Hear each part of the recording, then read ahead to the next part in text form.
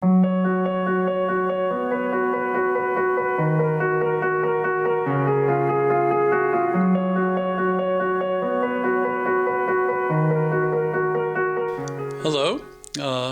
I'm Jim Kazurski. This is Poets Corner.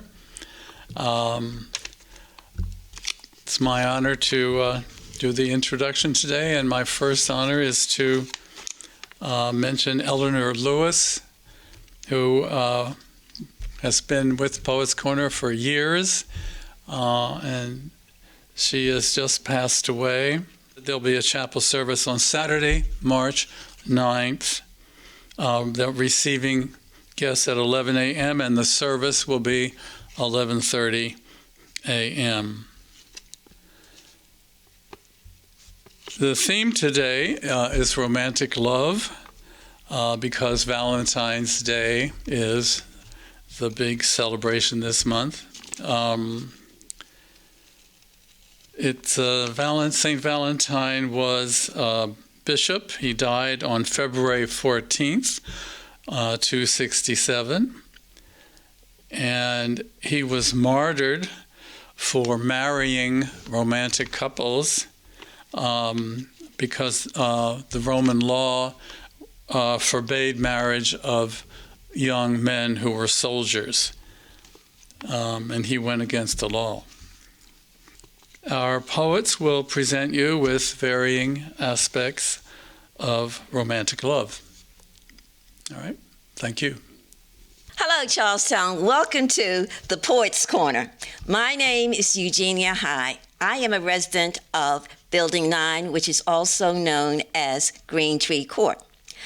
I'm going to give you a little information about the author before reading his poem. Paul Laurence Dunbar was born on June 27, 1872, to two former enslaved people from Kentucky. He was one of the first influential African-American poets to achieve a widespread acclaim in the United States. Dunbar began showing literary promise while still in high school in Dayton, Ohio, where he was the only African-American in his class. There, he became president of the School Literary Society, editor-in-chief of the school paper, and class poet. He was internationally acclaimed for his dialect verse in collections such as Majors and Minors in 1895 and Lyrics of Lowly Life in 1896. The dialect poems represent only a small portion of his literary work, which also include novels, short stories, essays, and 400 poems. He was 33 years old when he died on February 9th, 1906. For the Poets' Corner theme of romantic love, I will read Dunbar's poem, Invitation to Love. It is a romantic poem letter which expresses his heart's desire to see the one he loves every moment of every day.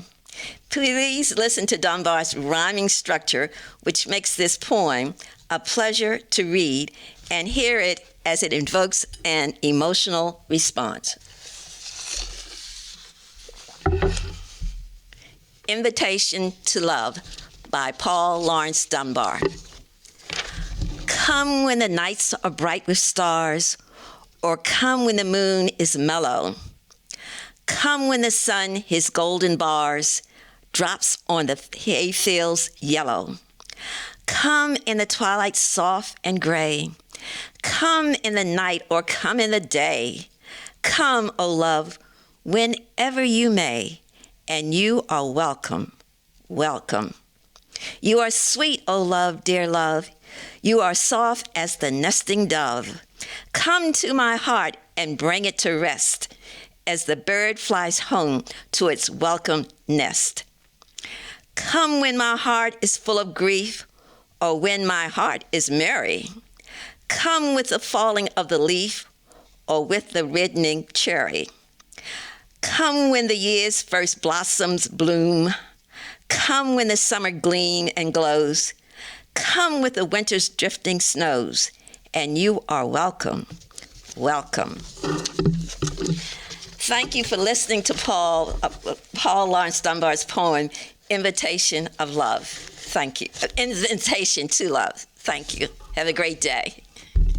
Hello, Charlestown. My name is Sally DiDomenico. I live in Brookside. I've been here for 11 years this month. Happy to be here and so happy to be sharing in the Poets' Corner. I've chosen a poem today from someone who lived during the Chaucer and Elizabethan period. He lived from 1554 to 1586. His name is Philip Sidney, an English poet. The name of the poet is My True Love Hath My Heart. My true love hath my heart, and I have his. By just exchange, one for the other given. I hold his dear, and mine he cannot miss. There never was a better bargain driven. His heart in me keeps me, and him in one. My heart in him his thoughts and senses guides. He loves my heart, for more it was his own. Once it was his own. I cherish his, because in me it hides. His heart his wound received from my sight. My heart was wounded with his wounded heart. For as from me, on him his hurt did light, so still methought in him his heart did smart. Both equal hurt in this change sought our bliss. My true love hath my heart, and I have his. I thought that was quite a beautiful poem, so I wanted to share that with you. The second poem that I have chosen to read is one of my favorites by Edgar Allan Poe. Some people name their pets after this poem. My sister had a Siamese cat that she named Annabelle Lee. And we have a resident here who had a dog named Annabelle Lee. And that's the name of the poem that I'm going to read. It was many and many a year ago, in a kingdom by the sea, that a maiden there lived whom you may know by the name of Annabelle Lee. And this maiden, she lived with no other thought than to love and be loved by me. She was a child, and I was a child, in this kingdom by the sea, but we loved with a love that was more than love, I and my Annabelle Lee, with a love that the winged seraphs of heaven coveted her and me. And this was the reason that long ago in this kingdom by the sea, a wind blew out of a cloud by night, chilling my Annabelle Lee, so that her high-born kinsman came and bore her away from me to shut her up in a sepulchre in this kingdom by the sea. The angels, not half so happy in heaven, went envying her and me. Yes, that was the reason, as all men know, in this kingdom by the sea, that the wind came out of the cloud, chilling and killing my Annabelle Lee. But our love, it was stronger by far than the love of those who were older than we, of many far wiser than we. And neither the angels in heaven above, nor the demons down under the sea, can ever dissever my soul from the soul of beautiful Annabelle Lee. For the moon never beams without bringing me dreams of the beautiful Annabelle Lee, of the stars, and the stars never rise, but I see the bright eyes of the beautiful Annabelle Lee. And so, all the night tide, I lie down by the side of my darling, my life and my bride, in her sepulchre there by the sea, in her tomb by the sounding sea. True love, surely. So have a good day. Enjoy the rest of the poems. Thank you.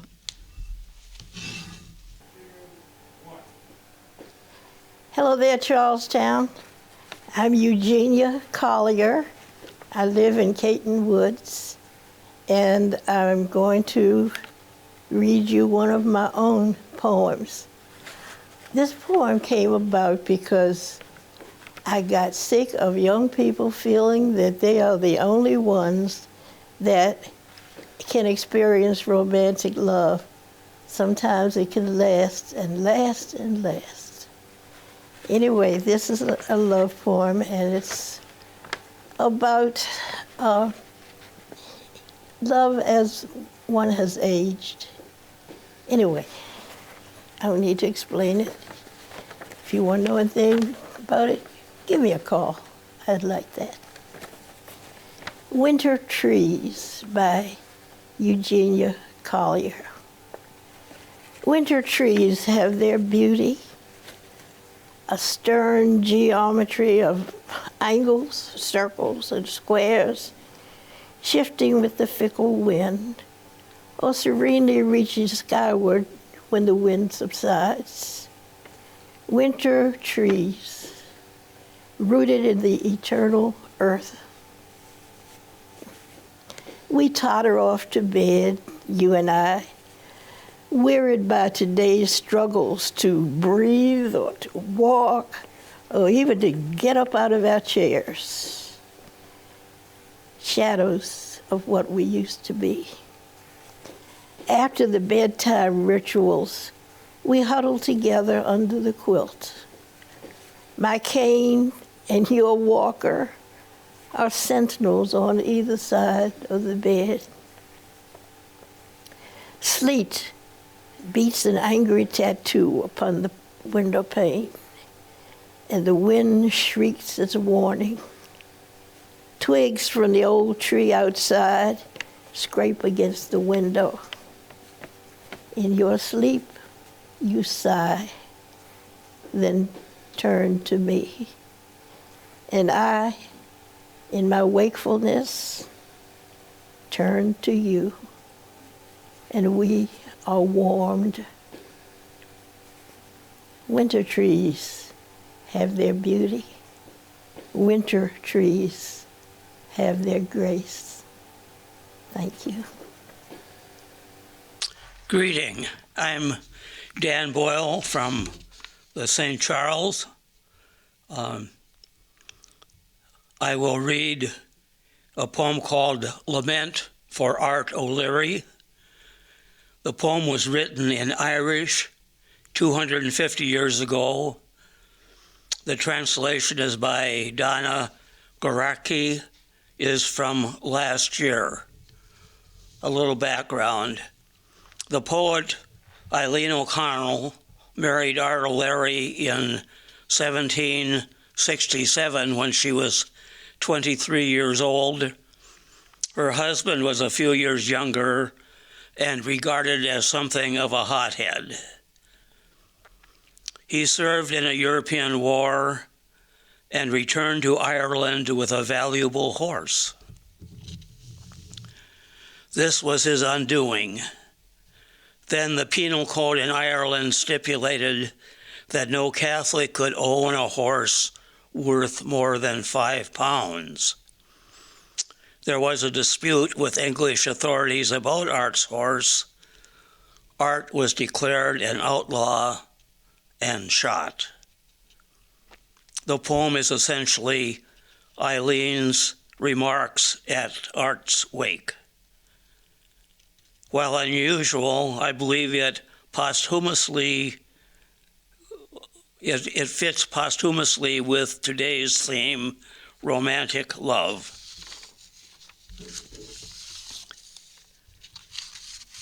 Lament for Art O'Leary. This is the widow speaking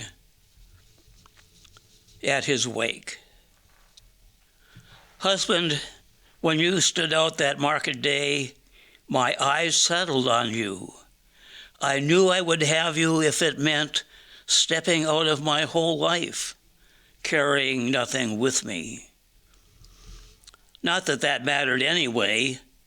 You led me through rooms that whitened as we walked, had a blaze of comforts stoked for me whenever I desired. You shook out your house for me, had bedrooms chastened and kitchens stocked.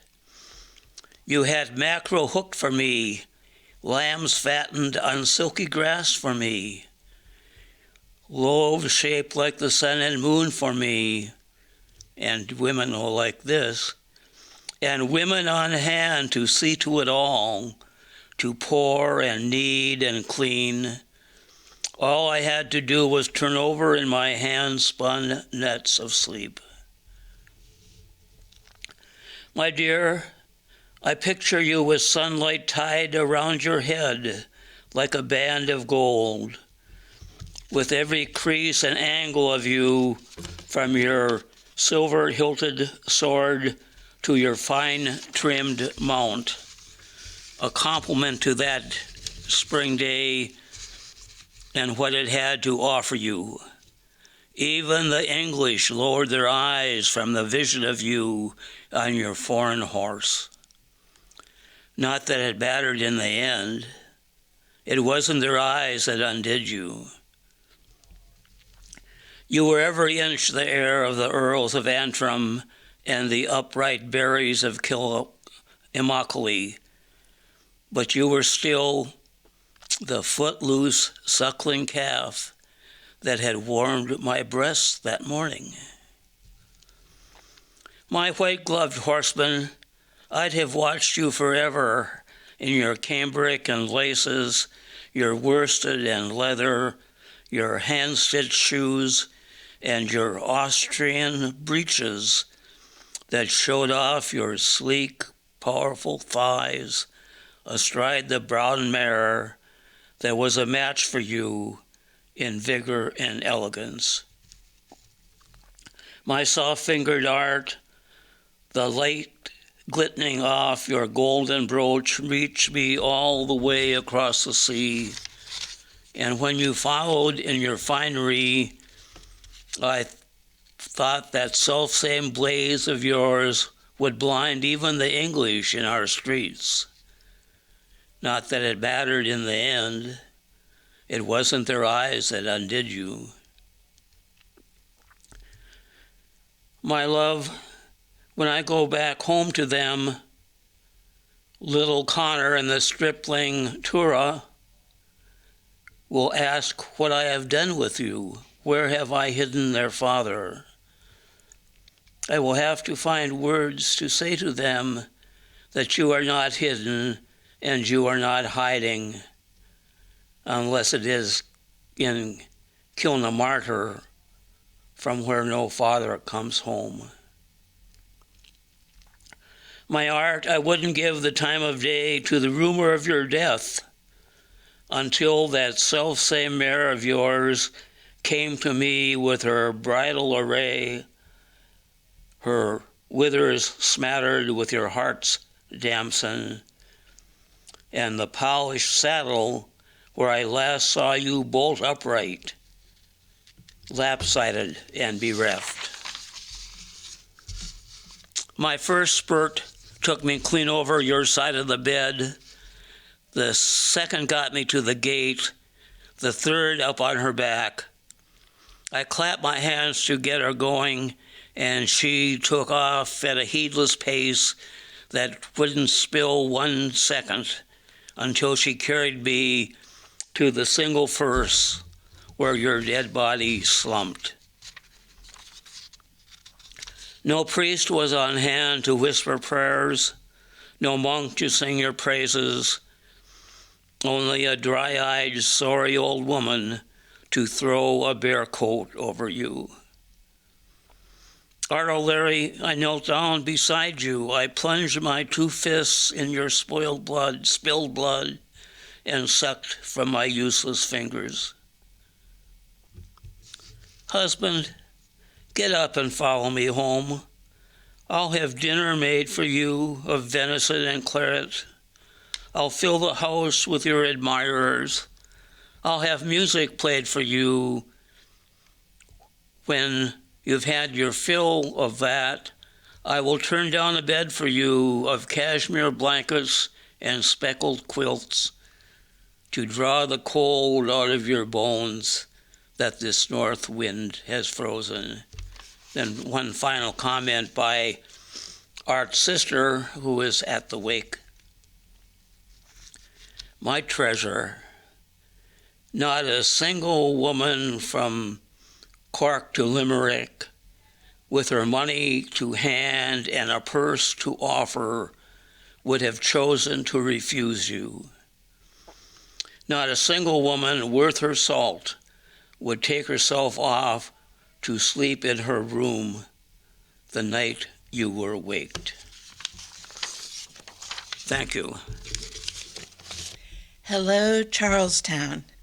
My name is Carol Cook, and I've lived in Chapel Court 301 for 17 months. But this is only my third time to read as a member of the Poets' Corner. Today I'm going to read two poems by Pablo Neruda. Neruda was a Chilean poet, and he won the Nobel Prize in Literature in 1971. He is best known for his 100 sonnets. The first sonnet I am reading, I Did Not Love You Except Because I Loved You, caught my attention because it was so realistic. I've heard it said that a person can hate most intensely the one that is truly loved. I do not love you except because I love you. I go from loving to not loving you, from waiting to not waiting for you. My heart moves from cold to fire. I love you only because it's you, the one I love. I hate you deeply, and hating you bend to you. And the measure of my changing love for you is that I do not see you, but love you blindly. Maybe January light will consume my soul with its cruel ray, stealing my key to true calm. In this part of the story, I am the one who dies, the only one, and I will die of love because I love you, because I love you. Love in fire and blood. My second selection by Neruda explores sexual desire as if it were romantic love. The touch, scent, color of the loved one is so desired that it overwhelms all of his energies. This poem is entitled, ironically, Love Sonnet 11. I crave your mouth, your voice, your hair. Silent and starving, I prowl through the streets. Bread does not nourish me. Dawn disrupts me. All day I hunt for the liquid measure of your steps. I hunger for your sleek laugh, your hands the color of a savage harvest. Hunger for the pale stones of your fingernails. I want to eat your skin like a whole almond. I want to eat the sunbeam flaring in your lovely body. The sovereign nose of your arrogant face. I want to eat the fleeting shade of your lashes. And I pace around, hungry, sniffing the twilight, hunting for you, for your hot heart, like a puma in the barrens of Chile. Thank you, and happy Valentine's Day. Hello, Charlestown. I'm Jackie McClellan. I live in Courtyard Crossing, and today I'm going to read an old version of some poems written in their collection is found in the Hebrew Bible, or some people call it the Old Testament. So it's almost 1,000 years before Christ. These poems are attributed to King Solomon, and the book of poems is called the Songs of Solomon, or Song of Songs, depending on the translation. This is traditionally attributed to King Solomon, but there's some time discrepancies, as you can imagine. And there's also a variation in how this is to be interpreted. Some of these are considered love poems from King Solomon to his bride. Others see a third character as a triangle of relationships. The bride, who may have been captured, speaking to her loved one who was left behind. A shepherd, who was the true lover and who wins the Shulamite girl's hand. The object of the affection is from Shulam, and so she is called the Shulamite bride. Some understand the book to be an anthology of unrelated love poems, so I invite you to read it and you tell me what you think. My phone number is in the directory. And finally, another interpretation is more, I believe, a little more modern, where the song makes not a connection of individuals, but as an allegory depicting God's love for his people in Israel, or Christ's love for his bride, the church. Still others think that the song makes no such connection to God's love, but it is only natural that the wonders of human love inspire thoughts of its divine source. Readers are sometimes surprised to find such explicit love song in the Bible, and therefore some attempts have been made to spiritualize it away because of some of the occasionally erotic lyrics. You can read the rest of the poem at your leisure. I will be reading poem 1 and 2. Beloved, let him kiss me with the kisses of his mouth, for your love is more delightful than wine. Pleasing is the fragrance of your perfumes. Your name is like perfume poured out. No wonder the maidens love you. Take me away with you. Let us hurry. Let the king bring me into his chambers. And the friends say, we rejoice and delight in you. We will praise your love more than wine. The beloved says, how right they are to adore you. Dark am I, yet lovely. O daughters of Jerusalem, dark like the tents of Kedar, like the tent curtains of Solomon. Do not stare at me because I am dark, because I am darkened by the sun. My mother's sons were angry with me and made me take care of the vineyards. My own vineyard I have neglected. Tell me, you whom I love, where you graze your flock and where you rest your sheep at midday. Why should I be like a veiled woman beside the flocks of your friends? The friends respond, if you do not know, most beautiful of women, follow the tracks of the sheep and graze your young goats by the tents of the shepherds. The lover says, I liken you, my darling, to a mare harnessed to one of the chariots of Pharaoh. Your cheeks are beautiful with earrings, your neck with strings of jewels. We will make you earrings of gold, studded with silver. The beloved Shulamite. While the king was at his table, my perfume spread its fragrance. My lover is to me a sachet of myrrh resting between my breasts. My lover is to me a cluster of henna blossoms from the vineyards of El Engedi. The lover. How beautiful you are, my darling. Oh, how beautiful. Your eyes are doves. The beloved responds, how handsome you are, my lover. Oh, how charming, and our bed is verdant. The lover, the beams of our house are cedars, our rafters are firs. I am a rose of Sharon, a lily of the valley. Like a lily among thorns is my darling among the maidens. Beloved, like an apple tree among the trees of the forest is my lover among the young men. I delight to sit in his shade, and his fruit is sweet to my taste.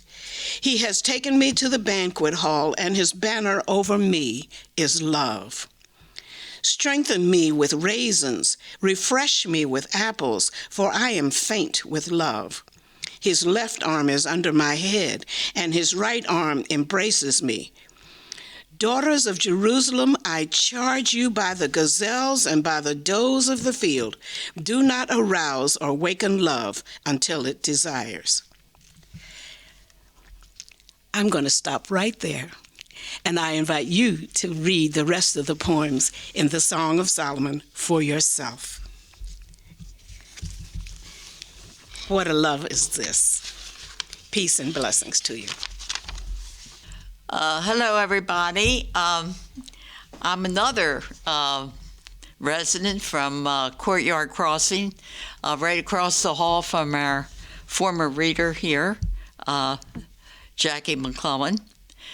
Jackie's a hard act to follow, the beautiful reading from the Song of Songs, or the Bible part there. But I'm going to take another aspect of romantic love, maybe not quite as serious and as beautiful as what would be found in the Holy Scriptures. But I was remembering a beautiful book I read, maybe many of you have read it too. It's called The Four Loves by C.S. Lewis. And he identifies agape love, which is a kind of a sublime, selfless type love, the kind of love that would be ascribed to God for his people.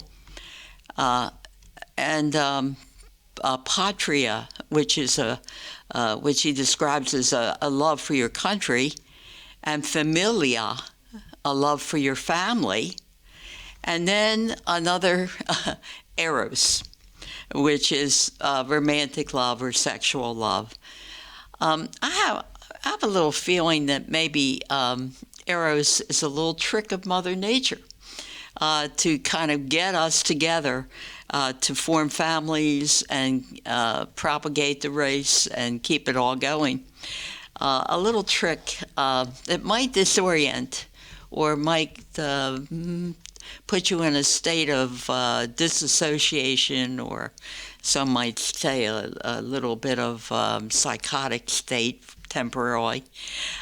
Today I picked a poem by Phyllis McGinley that kind of emphasizes this point that I'm talking about here. The book is called The Love Letters of Phyllis McGinley, and I picked the poem by her called Eros in the Kitchen. It's kind of lighthearted. I think Eros has a little bit of playfulness and lightheartedness, temporariness, fleeting aspects. You can fall in love and fall out of love. So the poem is Eros in the Kitchen by Phyllis McGinley. Our cook is in love. Love hangs on the house like a mist. It embraces us all. The spoons go uncounted, confused is the grocery list, but light each footfall. Astonished, we notice how lyric the dishwasher sings. Did it always sing like this? And the mop has a lilt, and the telephone ceaselessly rings, although seldom for us. Here nothing seems quite the same as it did. Something ineffably hovers over the household. All of us plunge or soar with the mood of the lovers. We dine to distraction on delicate viands today, who likely tomorrow must grapple with timorous forks at a fallen souffle. More sodden than sorrow, and salads served up with dessert, and the napkins forgotten, the butters unformed by the mold, and the bouillon is barbarically cold, and the aspic comes out hot, and the messages for Mr. or Madame a fortnight untold. But who's such a churl as to care, with amour like a mist in the air, on the house like a bloom, when so blithe is the broom, and the voice of the kettle and the beat of the brush on the tile sound gayer than springtime. We smile at each other at breakfast. At dinner we smile. There's a smile on the face of the sleeper. Our years have grown younger. We sally to parties at night in tall hat and long glove. We remember what we had forgotten. The hallways are bright. Our cook is in love. Thank you very much. And I hope you find the love that you need in your life.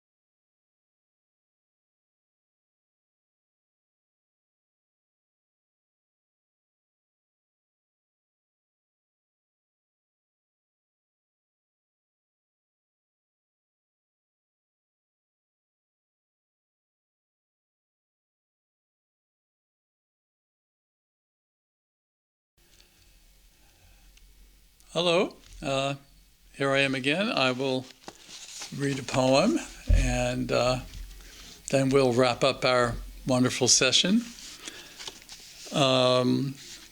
This poem is by the poetess I read last session, Sor Juana Inés de la Cruz, a Mexican nun in the 17th century.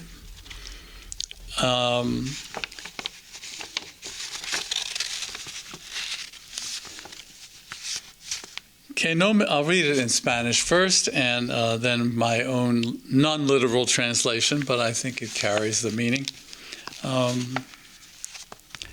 Que no me quiera Fabio al verse amado, es dolor sin igual en mi sentido. Más que me quiera Silvio, aborrecido, es menor mal, mas no menos enfado. ¿Qué sufrimiento no estará cansado si siempre le resuenan al oído tras la vana arrogancia de un querido, el cansado gemir de un desdeñado? Si de Silvio me cansa el rendimiento, a Fabio canso con estar rendida. Si de este busco agradecimiento, a mí me busca el otro agradecida. Por activa y pasiva es mi tormento, pues padezco en querer y en ser querida. Fabio doesn't love me. I adore him. Such suffering I've never known. Another lesser problem, nevertheless annoying, Silvio loves me. I can't stand him. His silly moans only bore me. Fabio yawns while my wet eyes yearn. Love cruelly, doubly tortures me. Of loving and being loved, I would be forever free. March, we have another theme, daylight savings time. So hope we see you all again. Thank you. Bye-bye. you.